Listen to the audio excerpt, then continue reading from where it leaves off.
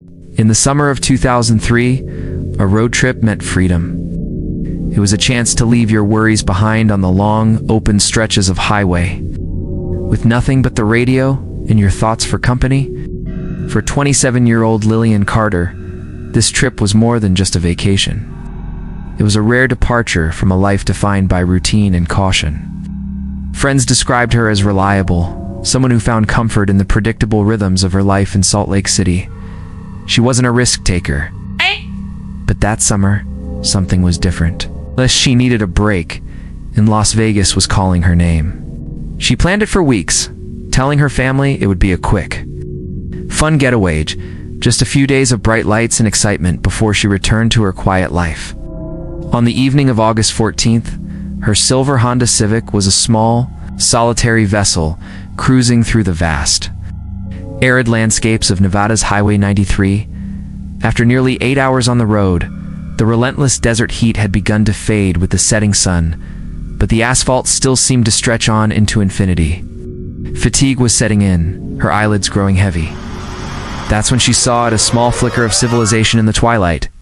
It was a tiny roadside town, barely a dot on the map, consisting of a gas station, a diner, and a couple of motels. It wasn't her destination, but it was a place to rest. She decided to stop for the night. The motel she chose was the Desert Sun Motel. It was a low, one-story building, its paint peeling under the harsh desert sun. A neon sign sputtered and buzzed, half its letters flickering, casting a pale, unsteady glow over the nearly empty parking lot. The place had an air of forgotten time, a stop for weary travelers who didn't plan on staying long. The manager, a quiet man behind a worn-out counter, took her cash and pointed her to wardroom 6. Witnesses who saw her that night described Lillian as polite but distant, her exhaustion leaving little room for small talk. She parked her Honda Civic right outside her room and went inside. The room itself was the definition of basic. Faded floral curtains, a bed with thin, crisp sheets, a small wooden desk, and a nightstand with a lamp that had a crack running down its base. It was just a place to sleep, a temporary pause on her journey. Around 9:30 p.m., Lillian made a phone call to her sister. It was a quick check-in, the kind you make to let family know you're safe. She said she was fine, just tired from the long drive, and promised she'd be in Las Vegas by noon the next day. Her sister later recalled that Lillian's voice was steady and calm. There was no hint of fear, no sense of urgency. Nothing in that call suggested anything was wrong. It was the last time her family would ever hear her voice. After that call, the timeline of Lillian's night becomes a series of fragmented moments, pieced together from the memories of the few other people at the motel. A couple staying a few doors down in room 4 heard her enter her room. They remembered the sound of her suitcase wheels rolling across the floor and the soft, almost absent-minded humming of a tune before her door clicked shut. Later, the motel manager recalled seeing her walk over to the vending machine near the office. She bought a soda, a small, mundane act in the middle of the quiet desert night. A truck driver parked at the far end of the lot for the night also caught a glimpse of her. He told investigators he saw a woman who he believed was Lillian, sitting on the chair just outside her room, sipping from a can. She sat there for only a few minutes before quietly getting up and disappearing back inside room 6. By all accounts, everything about her evening seemed completely normal, completely unremarkable. Just another traveler resting for the night. But the next morning, normal was shattered. Housekeeping arrived at room 6 for their daily rounds. They knocked, but there was no answer. They knocked again, louder this time. Silence. Using a master key, the cleaner opened the door and stepped into a room that was eerily still. The first thing she noticed was the bed. It was made but almost too perfectly, as if no one had ever slept in it. The sheets were pulled tight, the pillow fluffed. It was untouched. On the small desk, something else caught her eye. Lillian's purse was there, and next to it, her wallet and car keys were laid out in a neat, orderly row. By the bed! Her phone was still plugged into the wall charger, its screen dark. Everything she needed to continue her journey, her money, her ID, her keys, was left behind. Outside, her silver Honda Civic sat right where she had parked it, locked and undisturbed. But there was one crucial thing missing. Her suitcase, the one the couple in room 4 had heard her dragging into the room, was gone from the back seat. It was as if she had simply vanished into thin air, leaving behind a perfectly staged scene. It looked like she had just stepped out for a moment, perhaps for a breath of fresh morning air, and never came back. When it became clear that Lillian had unchecked out and that no one had seen her since the previous night, the motel staff called the local sheriff's office. What started as a standard missing person report quickly spiraled into something far more perplexing. This wasn't just a case of someone leaving without paying their bill. This was different. Investigators arrived at the Desert Sun Motel and were immediately baffled. There were no signs of a struggle in the room, no forced entry, no indication of violence. The scene was clean, almost sterile. Personal belongings were all accounted for, except for her suitcase. Her car was untouched. It made no sense. Why would someone abandon their car, their wallet, and their phone, but take a suitcase full of clothes? The search began immediately. Officers and volunteers fanned out, combing the vast, unforgiving desert surrounding the tiny town. They searched for miles in every direction, their boots kicking up dust under the relentless Nevada sun. They looked for any clue, any track, any discarded item that might point them to where Lillian had gone. But the desert held its secrets close. They found nothing. Absolutely nothing. Theories began to fly. Did she meet someone at the motel? The truck driver and the couple in room 4 were questioned extensively, but their stories never wavered. They saw nothing suspicious. Did she decide to leave on her own? If so, why leave her car and all her money behind? And where could she have gone in the middle of the night, in the middle of nowhere, with just a suitcase? Walking into the desert would have been a death sentence. Could she have hitched a ride with a passing stranger? Highway 93 is a lonely road, but trucks and cars pass through it all hours. It's possible she flagged someone down. But again, the question remained, why? Why abandon a perfectly good car and all your resources for a ride with a stranger, especially for someone described as cautious and risk-averse? It went against everything her family and friends knew about her. The mystery of Lillian Carter's disappearance became a dark cloud hanging over the small Nevada town. For years, her case remained open. A file gathering dust on a shelf in the sheriff's office became a local legend, a ghost story whispered to travelers passing through. The Desert Sun Motel, with its flickering sign, became infamous. People would drive by and point, wondering about the woman who checked into room 6 and was never seen again. Her family never gave up hope. She organized search parties, hired private investigators, and kept her story alive in the media. Her sister, haunted by their last simple phone call, spent years searching for answers. How could a person just vanish? How could a life so full of plans and routines just stop in the middle of the desert without a trace? To this day, the disappearance of Lillian Carter remains one of the most baffling unsolved cases in the state of Nevada. There have been no credible sightings, no discovered remains, and no confession. The desert where she was last seen is vast and unforgiving, capable of swallowing secrets whole. Did she stumble upon something she wasn't supposed to see? Was she the victim of a random act of violence that left no evidence? Or did she, for reasons no one will ever understand, choose to walk away from her life and start a new one, leaving behind a carefully arranged puzzle for everyone else to solve?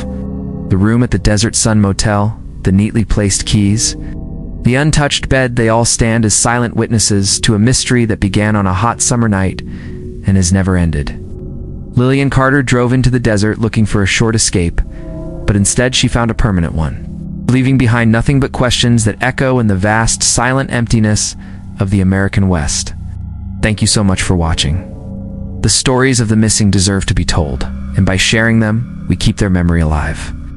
If you found this story compelling, please consider liking this video and subscribing to our channel for more content like this. Your support helps us continue to shed light on these important cases.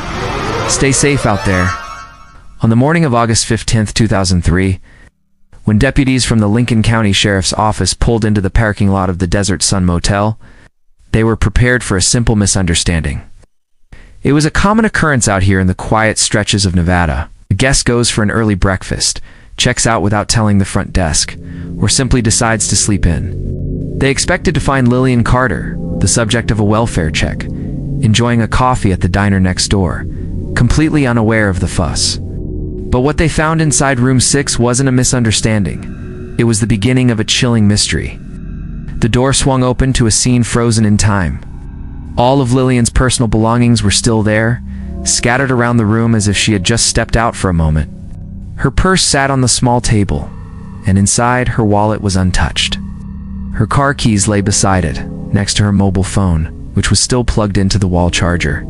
In the bathroom, her makeup bag was neatly zipped, her toothbrush still slightly damp on the counter. On the nightstand, a half-empty can of soda she'd bought from the vending machine had left a faint, dried ring of condensation. These were the ordinary artifacts of a traveler settling in for the night, not the signs of someone who had packed up and left. But it was the bed that truly unnerved the seasoned deputies. It was perfectly made. The sheets were crisp, the pillows fluffed, the comforter smooth and undisturbed. It looked pristine, almost staged, as if it had never been slept in. Housekeeping staff were adamant they hadn't been in the room yet that morning. It was as if Lillian Carter had checked into her room and then simply vanished before her head ever hit the pillow. Where could she have gone, and why would she leave everything behind? By noon, the motel was buzzing with activity. Deputies began canvassing the property, their questions hanging in the dry desert air. They spoke to every staff member and guest they could find, trying to piece together a timeline of Lillian's last known movements. The motel manager's memory was sharp. He remembered Lillian checking in around 8:45 p.m. the previous night. She was calm, didn't ask any questions, and paid for the room in cash. He recalled watching her walk across the dusty parking lot to her car, a single suitcase in hand. She seemed like just another traveler passing through, unremarkable in every way. The couple staying in the adjacent room provided another crucial piece of the puzzle. They remembered hearing her enter her room. The distinct sound of luggage being dragged across the floor, followed by the faint sound of someone humming softly. They were certain of the time it was just before 10 p.m. After that, silence. No one at the motel reported seeing or hearing her leave the room later that night. The search for witnesses expanded. Deputies went next door to the 24-hour diner. The waitress who worked the graveyard shift swore Lillian never came in. She was sure she would have remembered her. The clerk at the gas station across the street said the same thing. No sign of her after dark. It was as if Lillian had been swallowed by the night itself. Investigators' hopes for a clear picture were dashed when they inquired about security footage.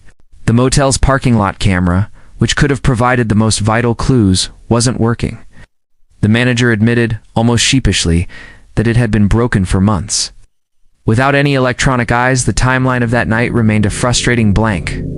As the afternoon sun beat down, the search area widened. Deputies combed through the surrounding landscape, the dumpsters behind the motel, the vast empty fields, and the desolate strip of desert that stretched out towards the horizon. They were looking for anything. A footprint, a discarded item, a sign of a struggle. They found nothing. The desert kept its secrets.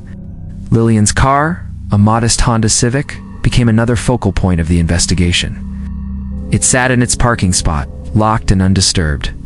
The gas tank was nearly full, ruling out the possibility she'd run out of fuel and gone for help. And her keys, as the deputies knew, were sitting inside the motel room. The only thing that seemed to be missing from this perplexing scene was Lillian's suitcase, the one the manager saw her carrying, the one the couple next door heard her dragging into the room. Contained her clothes, toiletries, and a paperback novel she'd been reading. Why would someone flee in the middle of the night, taking only their luggage but leaving behind their phone, their wallet, and their only means of transportation? It made no sense. That evening, the call was made to Lillian's family in Salt Lake City. Her sister's voice was filled with a mixture of shock and disbelief. She painted a picture of a woman who was anything but reckless. "She's cautious," she insisted to the police, her voice trembling. "She always tells us where she's going. She would never just disappear. She wouldn't leave her car behind. She wouldn't leave her phone behind." Her words only deepened the mystery. The Lillian her family knew would never have orchestrated her own disappearance in such a bizarre and illogical manner. As night fell once again over the Desert Sun Motel, Room 6 was officially sealed off with police tape.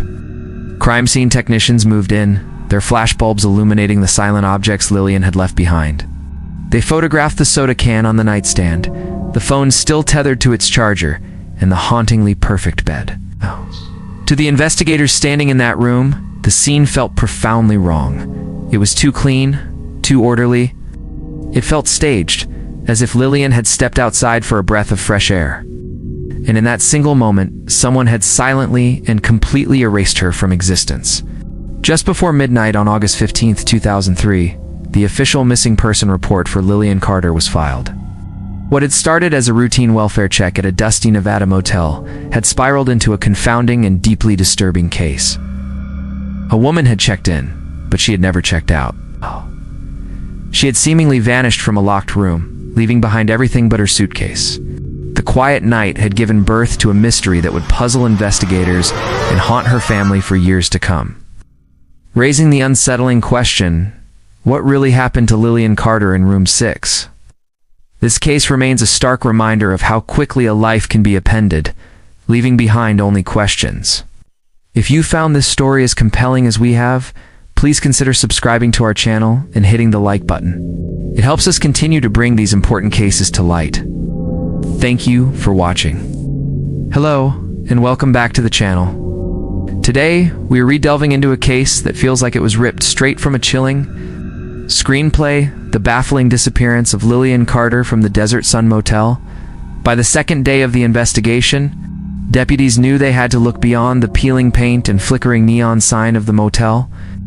They widened their search into the vast, unforgiving desert that surrounded it. Imagine miles of flat, cracked earth punctuated only by jagged rocks and the occasional cactus standing like a silent sentinel. Search teams fanned out in every direction, a daunting task in such an endless landscape. They scoured the shallow ditches along Highway 93, followed dusty trails known only to locals, and pulled over truckers hoping for a sliver of information. But every potential lead they chased just crumbled into dust. Meanwhile, back in room 6, investigators were turning the place upside down. The motel was undeniably run down, with a worn-thin carpet and wallpaper that was curling at the edges. But for the detectives, it was a pristine crime scene. They meticulously dusted for fingerprints on every single surface. From the grimy bathroom sink to the cracked nightstand beside the bed, the results were frustrating. Found Lillian's prints everywhere in a soda can, the bathroom mirror, the lamp switch, but no one else's. There were no foreign prints, no traces of blood, no sign of a struggle, not even an overturned chair. It was as if Lillian Carter had simply ceased to exist. The timeline was the most perplexing part of the puzzle. The last confirmed contact anyone had with Lillian was a phone call she made to her sister at precisely 9:42 p.m. During that call, she sounded completely calm. She even managed to joke about the creepy old motel she'd ended up in for the night. After that call, nothing. Complete silence. A few witnesses vaguely remembered seeing her go back to her room, but there was no hard evidence. The motel's security camera, a key piece of potential evidence, had been broken for months. And the diner across the street? Its CCTV system was so old, it had been shut down years ago. This created a black hole in the timeline, a gap of nearly 10 hours between 9:42 p.m. and the next morning, in which Lillian completely vanished. And then there was her car. It was still parked right outside her room, untouched. But here's the strange part. Her car keys were found inside the room, sitting on the desk right next to her purse. Everyone who knew Lillian said the same thing. This was completely out of character. She was a cautious woman, someone who always kept her keys and purse close. If she had decided to leave on her own, why would she leave behind her car, her keys, her money, and her ID? It didn't make sense. If she had been taken against her will, how did the perpetrator get in? The lock on the door showed no signs of being forced or tampered with. The room was secure. Just when investigators thought things couldn't get any stranger, a peculiar witness statement emerged. A long-haul trucker, who had been parked at the far end of the lot for the night, recalled seeing something unusual. He told deputies that around 11 p.m., he saw a woman standing in the shadows outside room 6. She was near a car and appeared to be holding a small suitcase. Glanced away for a moment, and when he looked back, she was gone. At the time, he didn't think much of it. It was just another late-night scene at a roadside motel. But when the news broke the next day that a woman was missing from that very room, his memory took on a chilling new significance. This statement threw the entire investigation into a tailspin. Was that woman Lillian? If so, why was she leaving her room with a suitcase, but without her keys or purse? Where could she have gone? Or was it someone else entirely? A phantom figure in a much larger, darker mystery. By the third day, the search effort escalated dramatically. The sheriff's office called in volunteers with TVs to cover the rough terrain, search dogs to pick up a scent, and even helicopters to scan the vast desert from above. The environment itself was a formidable adversary. At night, temperatures plummeted to near freezing, while during the day, the sun beat down relentlessly, making survival without water nearly impossible for anyone on foot. Despite this massive effort, the search crews found nothing. No discarded piece of clothing, no abandoned belongings, not a single trace of Lillian Carter. The only thing that stood out was a single set of boot prints, found in a dry wash about half a mile from the motel. The prints were deep and clear, but they didn't match the shoes found in Lillian's suitcase. With the search yielding no results, deputies in town began a deep dive into Lillian's life, looking for any clue, any hidden secret that might explain her disappearance, but they found nothing. She had no history of running off, no crushing debts, no volatile relationships or shady connections. Her friends and family painted a picture of a woman who was the opposite of a risk-taker. She was described as cautious, responsible, and predictable. Her life was steady. This clean background only made her sudden vanishing act more difficult to comprehend. People like Lillian didn't just disappear. As days turned into a week, the case started to gain national attention. The Desert Sun Motel, once a forgotten stop on a lonely highway, became the center of a media frenzy. Reporters from Phoenix and even Los Angeles descended on the small town, setting up their cameras in the parking lot and broadcasting live with the infamous Room 6 in the background.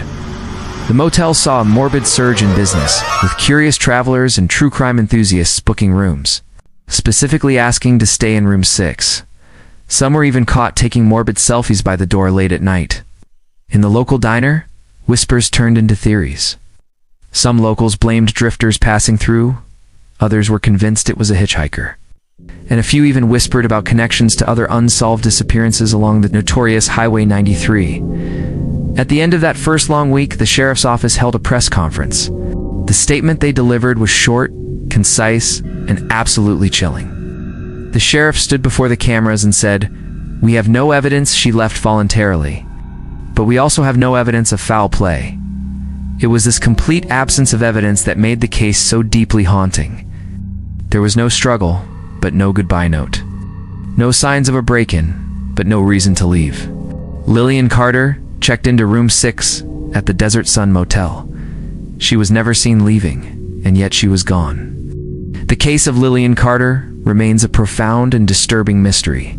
It's a stark reminder that sometimes the scariest stories are the ones with no ending. It's just a question mark hanging in the empty air of a desert motel room.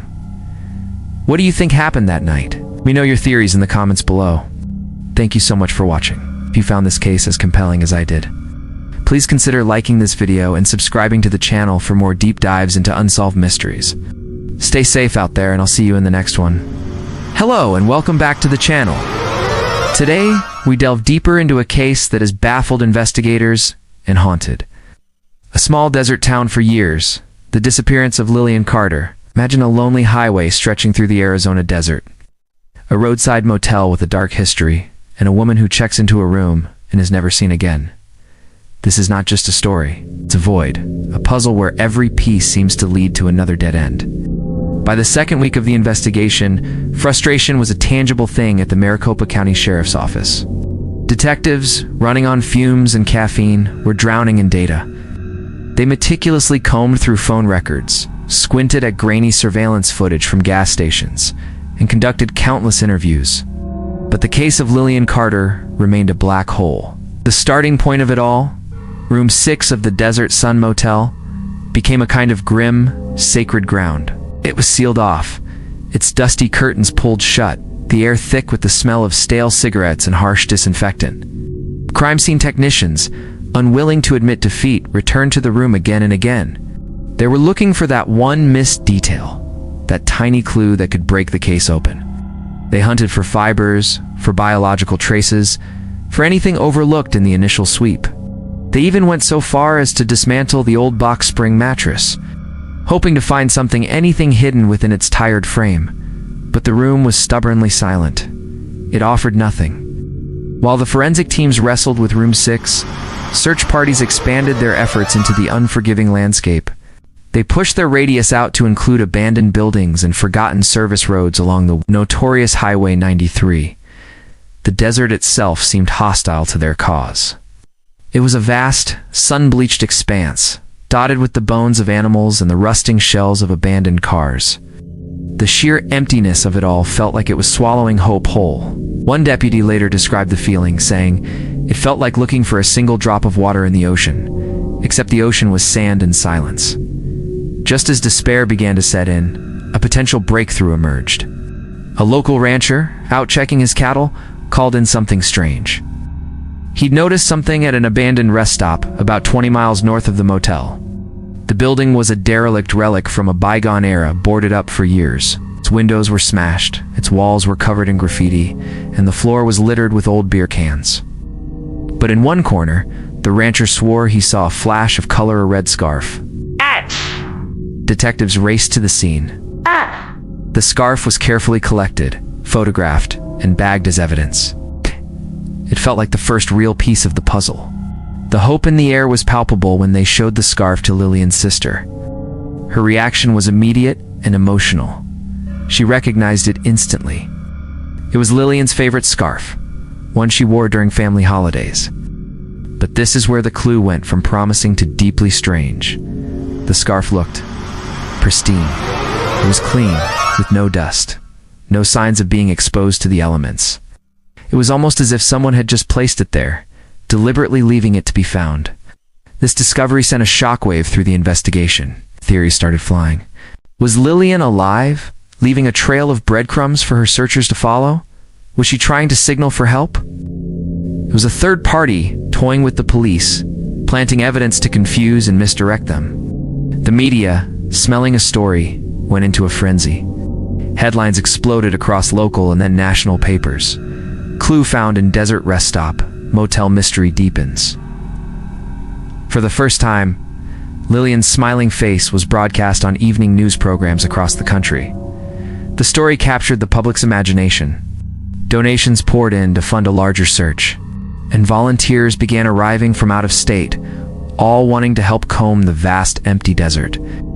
But behind the scenes, away from the glare of the TV cameras, the sheriff's office quietly hit another wall. The scarf, their one solid piece of evidence, yielded nothing new. Forensic analysis found no usable DNA except for Lillian's own.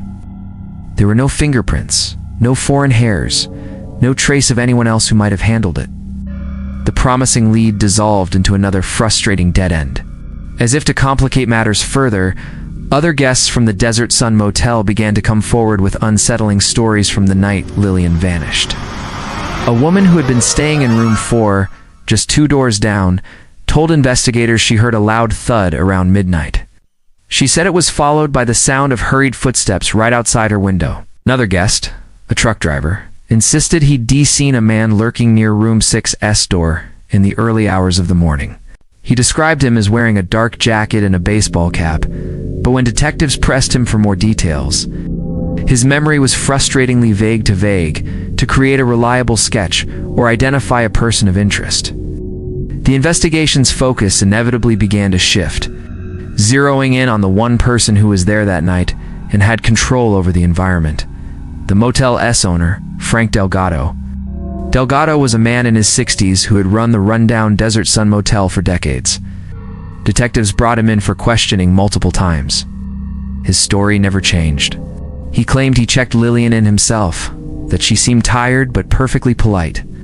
He swore he went to bed early that night in his own apartment and heard nothing out of the ordinary. The problem was, his alibi was thin. Delgado lived in the manager's apartment at the far end of the property, and no one could confirm his whereabouts after 10 p.m.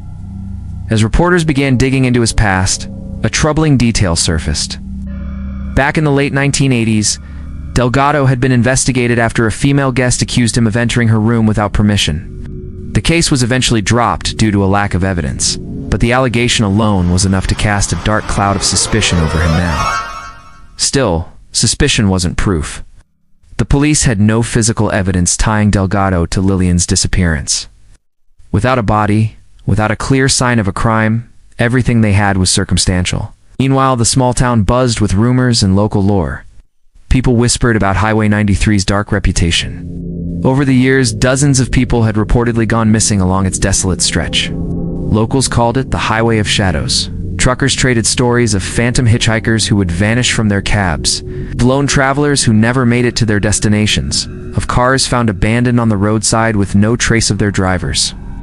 To many of them, Lillian Carter was just the latest name to be added to a long, unsettling list of the lost. Detectives, however, had to stick to the facts. They obtained Lillian's phone records and began to analyze every call and text she made in the days leading up to her disappearance. At first, nothing stood out. There were no strange contacts, no threatening messages, just routine communication. But one small detail gnawed at them. Her very last outgoing call, made at 9:42 p.m. on the night she vanished, didn't ping the cell tower nearest to the motel. Instead, it pinged a tower almost half a mile north, closer to the open desert. This single piece of data changed everything. Had she stepped outside the motel room? If so, why? It was a cold night. This revelation brought back the story from the trucker, who claimed he saw her outside with a suitcase. Maybe his account wasn't so far-fetched after all. Maybe Lillian had left the motel willingly. But that only opened up a new terrifying question. If she left on her own, where did she go? And who, if anyone, was she meeting out there on the edge of the desert? By the end of the month, with no new leads and public pressure mounting, the sheriff's office released a chilling statement to the press. It read, "We cannot confirm if this case is a missing persons investigation or a criminal matter. We are considering all possibilities." With that ambiguous announcement, the noise around the case began to fade. The desert grew quieter, and the mystery grew darker. The longer Lillian remained missing, the less likely it seemed she would ever be found alive. Yet, one undeniable fact remains at the heart of this entire case. Lillian Carter, a 34-year-old woman on her way to a new life, checked into room 6 of the Desert Sun Motel, and then she vanished. And just like the vast, silent desert that surrounds it, the motel keeps its secrets buried deep. Thank you for joining me for this deep dive into the Lillian Carter case. What do you think happened that night? Let me know your theories in the comments below. And if you find these unsolved mysteries as compelling as I do, please consider liking this video and subscribing to the channel for more content. Stay safe out there, and I'll see you in the next one. The disappearance of Lillian Carter started like so many others, but it wouldn't end that way. By late November, her case had wrapped its cold fingers around the small town of Pine Ridge, Arizona. What began as just another missing person report soon spiraled into a chilling tale of fear, suspicion, and a mountain of unanswered questions. The arrival of the FBI kicked the investigation into a whole new gear. Suddenly, this wasn't just a local mystery anymore. They brought in advanced forensic tools, psychological profilers, and the kind of blinding, national media spotlight that small-town sheriffs are never truly ready for. At the center of it all was a dusty, forgotten roadside stop, the Desert Sun Motel. It became both a crime scene and a bizarre tourist attraction. Cars would pull off the highway, and people would get out just to snap photos of room 6, whispering wild rumors about it being haunted, cursed, or something far worse. The motel's owner, a man named Frank Delgado, grew more furious with each passing day. He'd snarl at reporters and threaten lawsuits, but the more he insisted on his innocence, the more guilty he seemed to everyone watching. The pressure was mounting. Investigators soon returned to a patch of desolate land behind the motel, near mile marker 118. This was where a trucker had reported seeing a man with a heavy duffel bag. Under the relentless desert sun, a team of workers began to dig. Hours turned into a full day, sweat stinging their eyes as their shovels hit nothing but hard, dry earth. Then, a sound broke the silence, the harsh metallic scrape of steel against something solid. The crew held their breath. But what they unearthed wasn't a shallow grave, as they'd all feared. It was a rusted steel trunk. Its locks had been broken long ago, and the desert had done its best to swallow it whole. They pried it open. Inside, a collection of secrets lay waiting. Women's clothing, old journals filled with forgotten thoughts, faded Polaroid photos, and other personal items, which belonged to a woman whose family had never gotten closure. But none of them belonged to Lillian Carter. This discovery sent a shockwave through the investigation. The pattern was undeniable. The motel, the string of missing women, a suitcase found earlier, and now this trunk. It was as if the desert itself had become a vault for the darkest of secrets. And someone, most likely Delgado, had been hiding them for decades. But the biggest question of all still hung in the air. Where was Lillian? Weeks crawled by. Promising leads began to dry up into dust. The national news crews packed up and moved on to the next tragedy. But Lillian's sister Claire refused to let her be forgotten. She wasn't giving up. Day and night, she obsessed over her sister's life, combing through journals, scrolling back years on social media, even listening to her music playlists on repeat. She was desperate for anything, any tiny clue that might point to where Lillian had gone, and then she found it. Something odd tucked away in a travel guidebook. Lillian had circled a passage about an abandoned ranch, located about 30 miles east of the motel. In the margin, in her sister's familiar handwriting, were two simple words: must see. Search teams immediately converged on the ranch. It was a ghost of a place. Oh. The buildings were half collapsed, their roofs sagging under the weight of time, windows shattered like broken promises. The wind whistled through the decaying boards, sounding almost like a warning, and then inside one of the dilapidated barns, they found it. Her backpack. It was unmistakably Lillian's, the patches she'd carefully sewn on the back, the slightly broken zipper, a keychain that Claire herself had given her. With trembling hands, they opened it. Inside was her journal, a half-empty water bottle, and her camera. The last photo on the roll was absolutely chilling. Showed the outline of the Desert Sun Motel, captured from a distance right at dusk.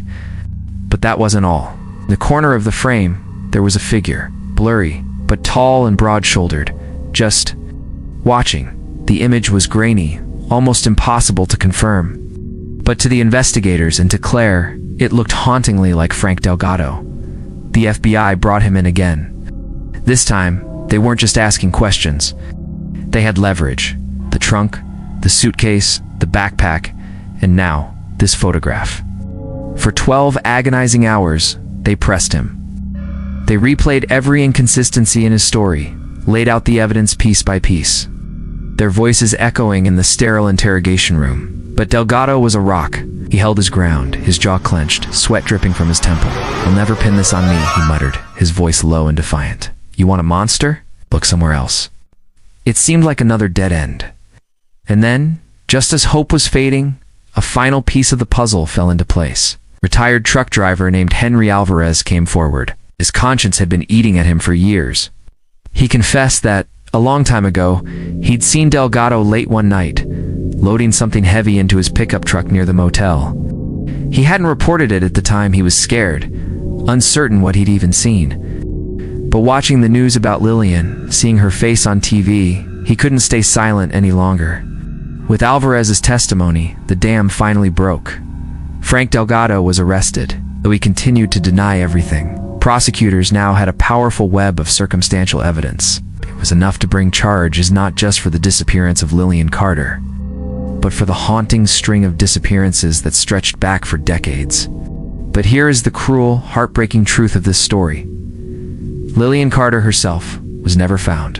Her backpack, her journal, that final, haunting photograph, they all painted a picture of a vibrant young woman who stumbled into a darkness she could never have imagined. Did she run? Was she taken? Or does she lie somewhere in the vast, silent expanse of the Arizona desert? No one knows. The case officially remains open, her body unrecovered, her fate a permanent aching question mark. For her sister Claire, it was both an ending and a strange new beginning. She channeled her grief into action, becoming a fierce advocate for missing persons. Lillian's story fueled a national push for better investigations along America's lonely highways. In interviews, her voice never wavered. "Even if I don't have answers for myself," she'd say, "I'll never let Lillian, or the others, be forgotten." And so, the Desert Sun Motel stands empty today, abandoned and silent, a monument to the secrets it still holds. Travelers speed past on the highway, their headlights cutting through the desert night, rarely stopping. But those who know the story couldn't help but glance at the darkened window of room 6 and whisper Lillian Carter. Its name a chilling reminder of how quickly a life can vanish and how sometimes the truth remains buried forever beneath the sands. Thank you for watching. If you found this story as compelling as we did, please consider liking this video and subscribing to our channel for more investigations into the mysteries that lingered just beneath the surface. Stay safe out there.